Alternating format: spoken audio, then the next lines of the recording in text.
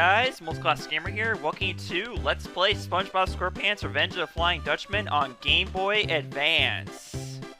So, I have a lot to talk about with this game. In particular, the fact that I actually... First of all, this game has the earliest memories for me, basically. Like, I have... My earliest memories of playing a SpongeBob game are this game, actually.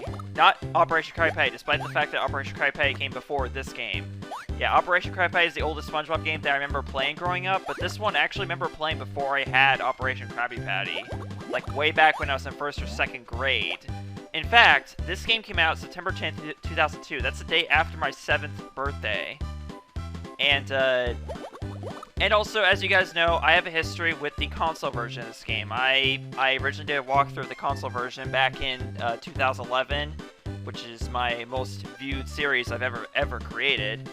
And I also did a Let's Play of the console version back in 2013. I will be redoing the console version as part of this marathon, and again on GameCube because of the issues I've heard about with the PS2 version.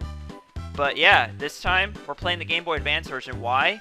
Because the Game Boy Advance version came 2 months before the console version, like the PS2 version, and 3 months before the GameCube version. This is probably the most widespread multi-platform release of a SpongeBob game out there, actually, with the the 3 different versions being released between like over a period of 3 months. And not only that, but also in between the Game Boy Advance version and the PS2 version, there was another SpongeBob game that came out, Employee of the Month, and for that reason, we're going to be doing Employee Month after this one, not the console version. So yeah, it's a very, very, very interesting case that doesn't happen very often with these SpongeBob games. But anyways, let's get started, shall we? You'll notice that there is a continue option. Just like previous Game Boy Color, and Game Boy Advance entries in this series, it once again uses a password system. So yeah, very similar to Super Sponge in that regard, or Super Sponge Game Boy Advance at least, and Legend of Lost Spatula. And speaking of Legend of Lost Spatula, Vicarious Visions is responsible for both this game and Legend of Lost Spatula. They had nothing to do with the console version of this game, but they did make the Game Boy Advance version. So this is basically what I call their the second game of their SpongeBob, the Vicarious Visions trilogy, so I'm calling it. Because Vicarious Visions made a Legend of Lost Spatula, and they made this game, and then they also made the Game Boy Advance port of Battle for Bikini Bottom. Okay, enough talk. Let's actually get into the game. Let's get started here. We're gonna do normal difficulty. I'll be real honest, this game is actually, even on normal difficulty, it's still pretty difficult, especially later on, so... And I don't really see any reason for me to do the hard mode, because I just don't consider myself good enough at this game to do the hard mode yet, because I've still never beat it yet to this very day, even though I played a lot when I was growing up. Ah, scenic Bikini Bottom, home to SpongeBob SquarePants and his pals. Look here, our spongy hero is out for a walk with his pet snail Gary. How nice. Oh no, Gary smells kelp nip. He's running away. What will SpongeBob do? Gary, come back! Gary! Okay, so this right here is your chapter map. There are, once again, just like Super Sponge, there are 5 chapters in the game. However, the chapters in this game, well actually, well, they're kind of, yeah, they're a lot different than the chapters in Super Sponge Game Boy Advance, or Super Sponge in general. In that you select a chapter, and then you move on to, like, basically the chapter and level selects are a lot different. That's basically what I'm trying to say. It's not sequential as much as it was in Battle for Bikini Bottom. Okay, I'm sorry, SpongeBob, let's get started. Level 1, Gary, come home. Alright, so we're collecting doubloons. This game has a total of 1,800 of the Flying Dutchman's doubloons to collect. Use a normal bubble to trap jellyfish and use them as platforms. So, in this game, you have various different types of bubbles you can use, and each of them have different uses. For instance, we have the normal bubbles, which simply you just blow them and they move horizontally, and they will trap any jellyfish they run into in a bubble. And you can use them as platforms at that point. Gary, come back! And we got the diner here, real cool. So anyways, Chapter 1 is a lot different than the other chapters we'll be doing in this game. In Chapter 1, there is a single level and a bonus game. To unlock the bonus game, you have to get all 125 doubloons. And hey, it's Patrick. Hiya, SpongeBob, what's going on? Patrick, Gary ran away. Have you seen him? I think he went that way. Or was it that way? Yeah. It's nice to see you, Patrick. We'll be seeing you again later in the game. Now, just like in previous games, underwear is our health. Nothing too special there. We have 5 underwear available to us. We'll get more into that later. But yes, basically... Okay, jump on the bounce bubble to bounce extra far. So yes, we got the bounce bubbles right here.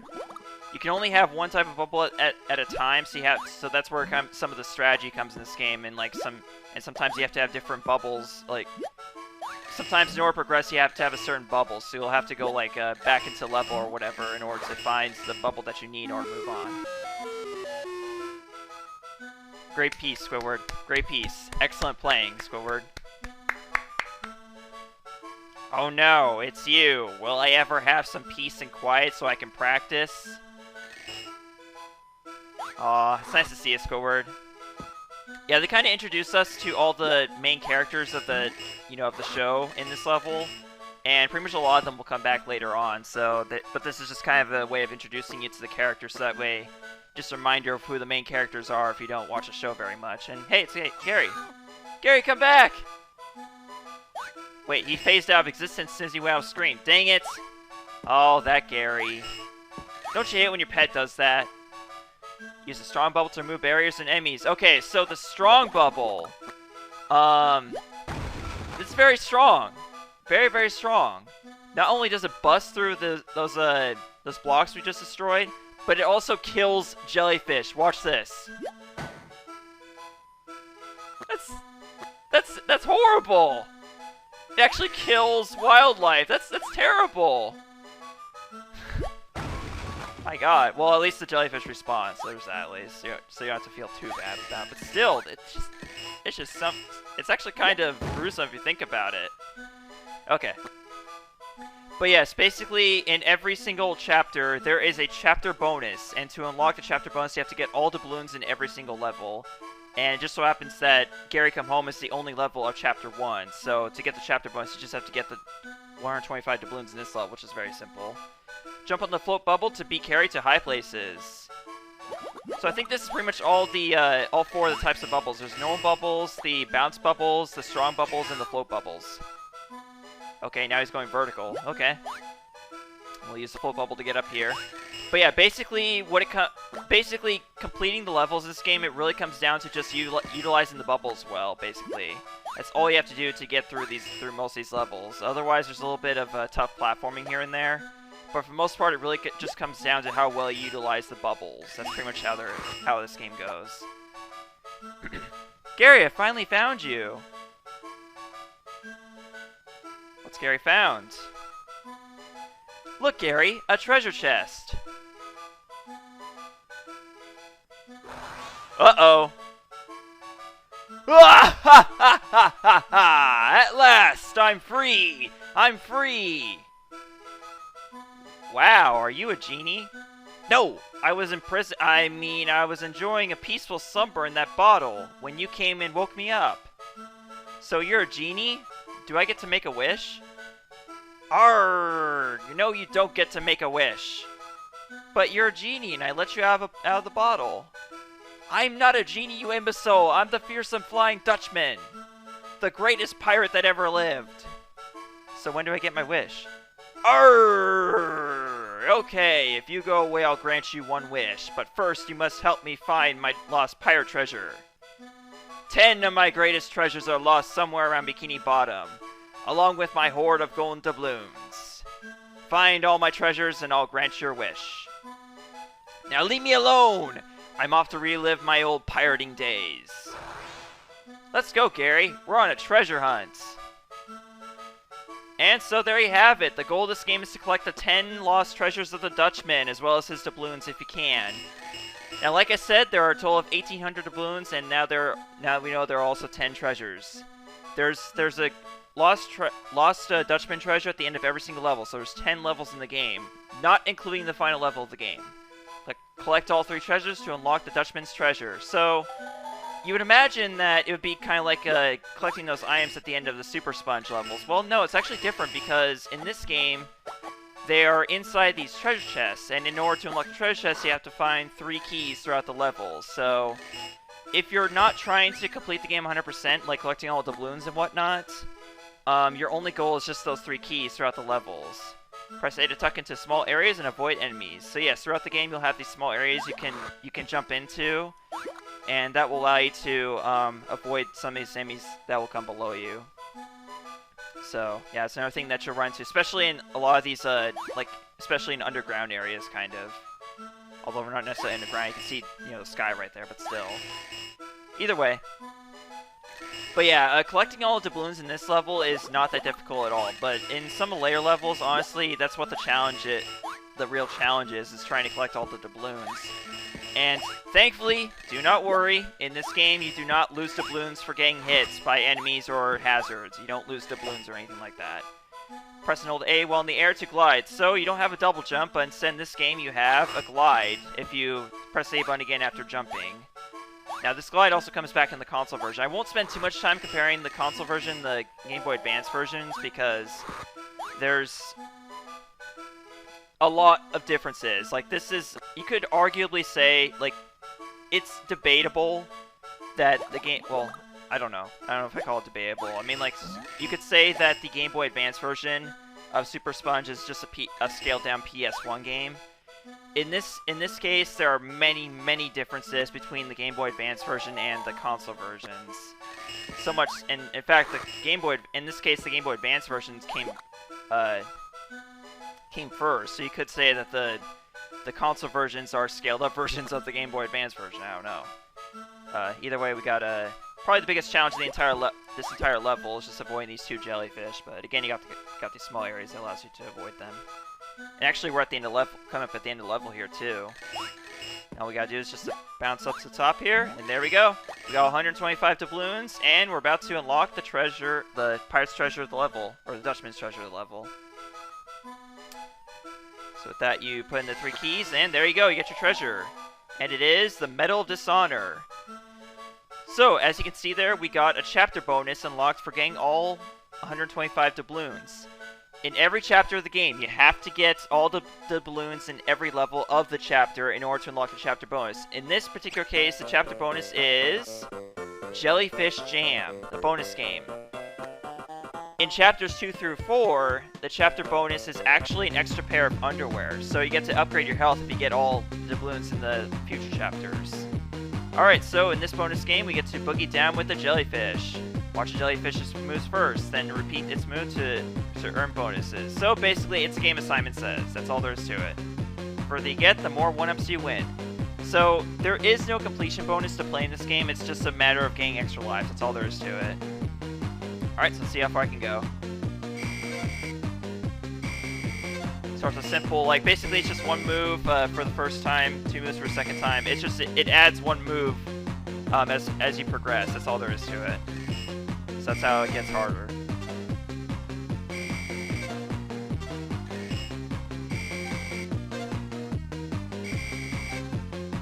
Or maybe it doesn't, because that was only 2 moves that time too. I don't know. But just note that when I do play this, I'm going to be a little more quiet because I'm trying to, this is where you have to really concentrate.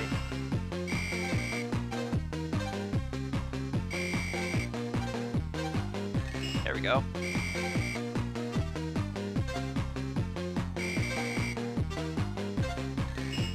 It's not as simple as like you complete 1 set of moves and you get an extra life. No, it's actually, you have to do several sets in a row in order to get an extra life. I've only got 2 so far out of all the ones I've done.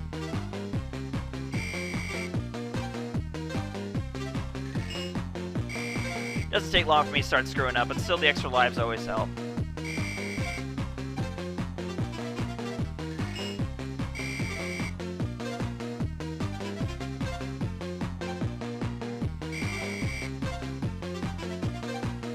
Oh, screwed up there, dang it. Oh well. Not a big deal again, you just do it for extra lives, and that's all there is to Chapter 1. Yep, that's right, the first episode down, and we're already done with the first chapter. This is not going to be the case with any of the other chapters, but here's the thing. After you complete Chapter 1, you are free to pick Chapters 2 through 4. This is Chapter 2, Walking the Plankton, Chapter 3, Out and Abouts, and Chapter 4, Jellyfish Fields Forever. And then after you complete all 3 of these chapters, regardless of what order you complete them in, the 5th chapter, the 5th and final chapter of the game will unlock after that. But yeah, that's what I love about this game, is that you can, Chapters 2 through 4, you can do them in any order you want, but I'm going to be doing them in the game's order, which is start off with Walking the Plankton, and then Out and About, and then Jellyfish Fields Forever. Obviously, you can tell that these chapters are linked to known locations of the show, and actually known scenarios, I guess. But, like, basically, Chapter 2, obviously, it takes place at the Krusty Krab, and it's all about Mr. Krabs and Plankton's rivalry, but also the fact that, again, since it's at the Krusty Krab, that means you're going to be doing deliveries, just like in the console version.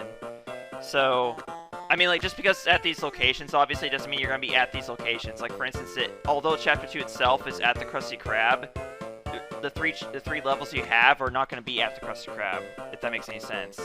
But yes, in each of these chapters, there are 3 levels, a bonus challenge, and a boss. That's how all these 3 chapters play out. So, we'll be getting more into that in the next episode, y'all. So next time on Revenge of the Flying Dutchman Game Boy Advance, or GBA, as I should be calling it, we'll be taking on the first level, Chapter 2, Walking the Plankton. See you guys then. Thank you so much for watching. Goodbye. I apologize for all the explaining I did in this episode, but that's just this episode, I promise. Next episode, it's going to be all about the gameplay. Thank you so much for watching. Bye. And also, consider supporting me on Patreon for for early video releases, early video access, I mean. And also getting your channel mentioned at the end of these episodes. Thank you so much for watching. Again. Shut up, dude.